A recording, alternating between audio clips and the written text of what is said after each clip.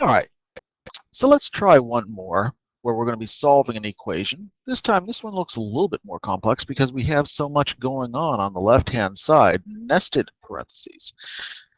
If you've got parentheses that are nested in this manner, we've got parentheses within parentheses, the job for us in order to simplify is that we're going to work from the inside to the outside. So we're going to simplify inside to outside.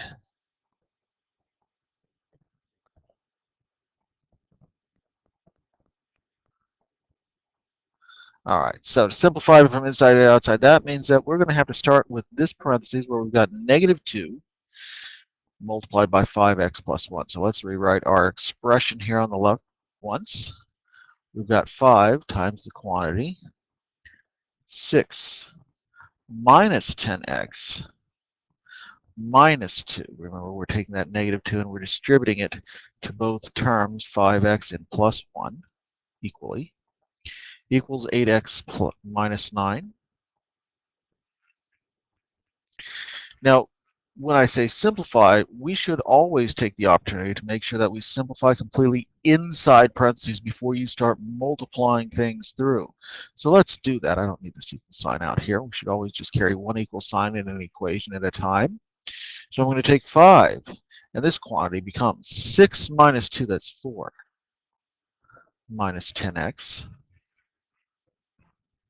equals 8x minus 9. So simplifying one more time, we would distribute our 5 into our parentheses over here on the left. So we're going to get 20 minus 50x equals 8x minus 9. So what do we do next? Well, we gather our like terms. So I always gather my like terms by subtracting my variable terms from the left-hand side to the right-hand side. I'm going to subtract 8x on the right, so I'm going to subtract 8x on the left. Yes, I know it ends up with a negative number, but don't panic. We can handle negative numbers. We're good like that. So we're going to get 20 minus 58x. Don't worry about the big numbers. We can handle those too. Equals negative 9. Well, let's gather our like terms together by subtracting 20 from the left and the right now. We get negative 58 times x is equal to negative 29. Now to isolate x, that means we're going to have to divide. So we're going to have to divide by negative 58, divided by negative 58 on the left and the right. Gives us this weird looking fraction, 29 over 58. Now what do we do with that?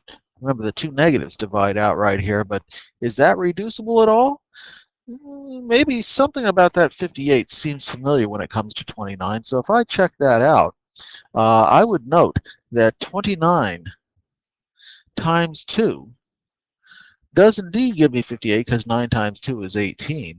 And if you carry your 1, 2 times 2, plus 1 is 5. So that's helpful right here. We know that, in fact, 58 is exactly twice 29. So when we reduce this fraction, we reduce it to 1/2. Always reduce. Always reduce fractions at the earliest possible moment that you can do so. It makes life so much easier. And this, of course, is one of those types of equations where we have to check. So make sure you do that check. Let's check it out right here. We're going to get 5. There's a check. I'll write that out right here. Check, 5 times the quantity 6 minus 2 times the quantity 5 times 1/2. 5 times 1/2 plus 1. Let's see what's going to happen here. That should equal 8 times 1/2 minus 9 if we've done everything correctly. Let's see if it does. 5 times the quantity 6 minus 2.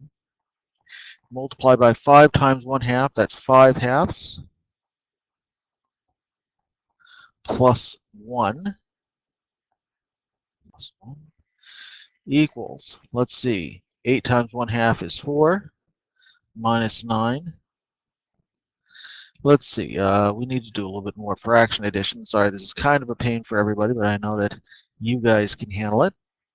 5/2 plus 1 is 5/2 plus 2/2. So this is actually 2/2 right here. We can replace that one with. So we've got 7/2 here. Let's see. That should give us, let's see, 4 minus 9. That should be -5 if we've done everything correctly. Will this work out? Gosh, I'm looking at this expression on the left.